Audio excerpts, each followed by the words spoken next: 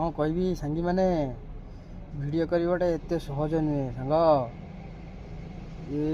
ଏତେ କଷ୍ଟର କହିହେବନି।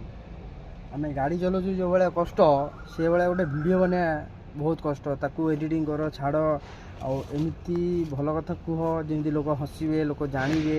ଆଉ ବହୁତ କିଛି ପ୍ରକାରର ଅଛି। ସକ୍ସେସ୍ ପାଇବାଟା ଏତେ ସହଜ ନୁହଁ, ଏତେ ଇଜି ନୁହଁ। ଏତେ ବର୍ଷ ହେଲାଣି ମୁଁ ବହୁତ ଜିନିଷରେ ଟ୍ରାଏ କରିଛି, କିଛି ଜିନିଷରେ ସକ୍ସେସ୍ ମିଳିଛି।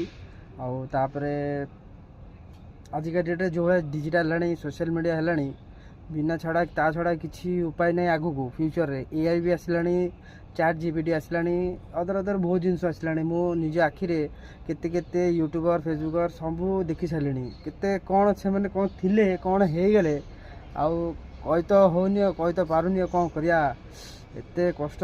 ଆମେ ତ ଭାଇରାଲ୍ ହେବାନି, ଆମ ତ ଭିଡ଼ିଓ ଭାଇରାଲ୍ ହେଉନି, ଆଉ କ'ଣ କରିବା ଆଉ।